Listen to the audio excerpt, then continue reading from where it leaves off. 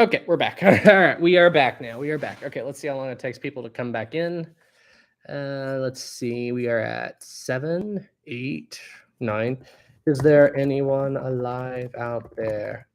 Can anybody hear me? Hello, hello, echo, echo, echo. Is there Sam? All right, there we go. All right, we're back.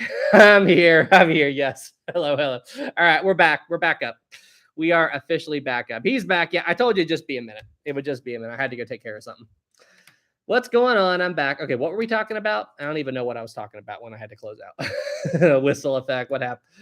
Oh yeah, everything's fine. Everything's fine. There was a pest control guy here, and he was taking a look at everything. There were some ants that I had to get dealt with, but yeah, everything's good.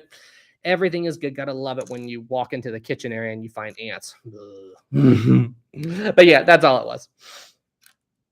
And so I'm like, oh, look, I actually showed up. Yes, you did. Yes, you did. Avatar, did you go get cinnamon rolls without us? You know something? I kind of am in the mood for Cinnabon. Yeah, I might need to go get some cinnamon rolls. I might need to go do that. Dustin says, oh, hello there again. Yeah, I think I'll go back up. I was just planning to do like a 1-hour stream. So I guess I'll stream for another 15 minutes or so and then call it. Let's see here. Let's see. Bendy says, hi, Bendy. What's up? David, ants. Yep. Gotta love ants. Gotta love ants. Let's see here. Chili says, hey, Sam, glad to catch a live at last. Cool. But yeah, so I think that's what we're going to do. I think I'm going to start doing a little series here and there where I just do like short little videos covering like crazy incidents in maritime history or like some kind of like latest ship news and whatever. I think I'm going to do stuff like that. But I have to figure out exactly how I'm going to do it. Like, what's the style of the video? How am I going to cover it? I guess I could just do like a short 1 or 2 minute video that just covers like this particular story. And maybe call that like its own series or something. I'm honestly not sure how I'm going to do it. I don't know. We'll see. Biggest Britannic fan. Can you make a video about Arthur John Priest and Archie Jewell? They are both Titanic and Britannic survivors. Maybe Arthur John Priest. Was he the guy? Because everybody knows about Violet Jessup, but I'm not familiar with him. But he was on board both ships. I know there was another Britannic survivor, Titanic survivor besides Violet. I thought there was only 2, Violet and one other person. I didn't know that there was another one. Ocean Liners says, hi, Sam. Have you seen Aaron 1912's recent video? I do not watch him. He said he never planned to make a theory V-break. Wasn't his theory. He just wanted to show what survivors said. So he's innocent, apparently. Look, the whole thing about Aaron 1912, it's not that he was pushing the V-break. He was pushing it. He was pushing it pretty hard. But what got everybody to start getting on him, and really going after him was just because that he was creating fake accounts to pat himself on the back, like he was just, normally no one would have thought twice about it, but it was just how far he went to try to prove his point. And I really do think he believed the V-break thing just because of how much he was pushing it. But, and I think, I don't know. And besides, I don't think he even does YouTube anymore, does he? So like, he doesn't really get into maritime stuff at all. So I thought Aaron 1912 was just kind of old news. That's just kind of listen. The fact that Brightside knows about him. Did you guys see that? Did you guys see that video? It was one of my Brightside review videos where they were talking about the different sinking scenarios, and even Brightside knew who he was and started when the V-break thing happened. Joshua says, are we sure it was a moonless night? Yes, it was 100% a moonless night. Let's see. What we got? We got one random Brightside. Yeah, Brightside is a whole other thing. Dustin says, Arthur John Priest is a fireman and stoker on Titanic, Britannic, and 2 more ships he survived the sinking of. Oh, wow. I guess Arthur John Priest. I think I have heard that name. When did he leave Britannic? Like, what ship was he on? David, Mike Brady. Yeah, Mike Brady's reaction to that was absolutely hilarious. When he saw that Aaron 1912. But see, like, that's the thing. If Aaron 1912 had just talked about this. Like he just said, like, okay, so if Aaron 1912 had went on to Reddit or YouTube or whatever and made a video like, guys, this is what some survivors have said, and based on this, it makes me wonder if Titanic V broke. If he had done that and people would have just corrected him and talked about it, that legit wouldn't have been any big deal. Everybody would have just been like, okay, this is just a guy who he has the wrong idea about what happened with the Titanic. And sure, that can happen. I mean, people can get the wrong idea about stuff. That's what happens all the time. Unless you're so into Titanic, you really wouldn't know all this stuff. I mean, most people think that the reason that most people died on Titanic was just because they believe all the rumors and conspiracies about it, that the Titanic was going too fast and all this other stuff. But unless you're into it, you get what I'm saying. Like, people just get the wrong idea about things. And I would just put him in the same category. But the fact that he went so extreme to try to prove, that he was right and that everybody else was wrong, that's why people give him such a hard time. That's why people really get on him.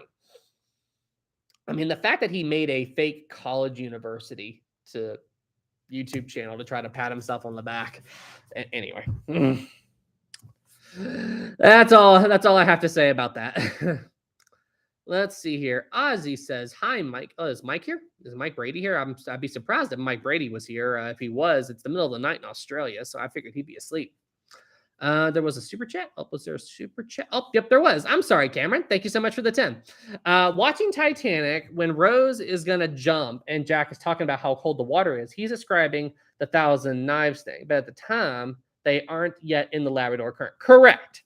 So when throughout most of Titanic's maiden voyage, the weather was actually pretty good. The temperature was good, and they were in the warm waters of the Gulf Stream. The ship did not enter the cold waters of the Labrador Current until literally the day of the collision. And that's one reason why the cold water mirage was a thing, was because of the differences between the hot air and the cold water. Because where the Titanic had sailed into, the cold water hadn't cooled the air temperature a lot yet. And that's when you get a cold water mirage, when the air is warmer than the ground. It's a similar thing to desert mirages. It's like the ground's hotter than the air above it. But anyway, but yeah. So when Jack told Rose about the Thousand Knives thing and everything, it wasn't time. Yeah, it was actually fairly warm water. Let's see what we got. Story says, what's up? How's your day, bro? Pretty good. Just been chilling out and relaxing and everything. And I've gotten strangely addicted to this. It's an older show. I'm pretty sure it's finished. I've just recently started watching it, but it's called Scandal. And it's about a girl who, she tries to deal with political scandals and like protect reputations of politicians. And like, she tries to catch things before they become big media blow-ups and stuff. And it's all fiction, but it's surprisingly entertaining. I typically don't like political stuff, but it's surprisingly good. I'm like, holy crap. Like, anyway. Dustin says, ooh, Scandal. You told me about that a few nights ago. I might need to check it out. It's pretty good. It's so funny. Like, she's trying to protect the world from scandals, but at the same time, she's involved in a major scandal herself. And it's just like, oh gosh. It's pretty nuts. It's pretty crazy. Maritime history, all the irony. Yeah. It makes me think about a lot of stuff that's going on in modern day politics, but anyway. Let's see here. Garth 10, thank you. If Titanic doesn't sink, what shipwreck would have initiated the maritime changes? I can't really think of any ships that took long enough to sink to make people think that changes were needed. Yeah, that's a good point, because the whole sinking of the Titanic, that was such a unique thing, because the ship sank so slowly there was time for all this stuff to happen. I mean, something would have happened. But as far as which one, it's tough, because a lot of ships, Titanic was very unique. The way it sank and how long they had, and the fact that the ship sank slowly enough that they were able to get most of the boats off. They would have changed the law at some point. It's just Shipwreck would have done it. I don't know. I don't really know. But it's a tough question. Lusitania from I don't know about Lusitania because it sank so quickly. I mean, 18 minutes. They didn't have Lusitania had more than enough lifeboats for everybody. They just didn't have time to launch them. That's a tough thing to say. That's a very, very tough question to answer. Let's see here. RHMD, what football/soccer team do you support? I don't really watch soccer/football, so I don't really I don't know enough about it I don't know enough about the teams to say one way or the other. But on that note, I think you guys know what I'm about to do. Start a poll. Football or soccer? Here we go. Oh, football, soccer. Here we go. Start a poll. All right. Let the war begin. Let the war begin. Oh, it didn't work. Did it not go up? Oh, there it goes. Football or soccer. Here we go. Let the war begin. Let the war begin. I wonder what it's going to do. You can't bring this up. No question asked. You cannot bring this up and then not expect an entire war to break out. Wow, it's like really. Oh, there it goes. There you go. Football. Why? Anyway, it's being like really glitchy for some reason. It's like really slow. Football, 65%. Dustin, how about we call it sandball? The random guy on Discord. Yeah, right. But yeah, when it comes to college football, American football, I like the Mountaineers. Obviously, I'm from West Virginia. And when it comes to like the NFL, I usually go with the Steelers. I usually go with them or something, or maybe the Bears. I don't know. But yeah, I'm a casual sports guy. I don't get like super into it or anything. So that's all it is. That's my 2 cents about that.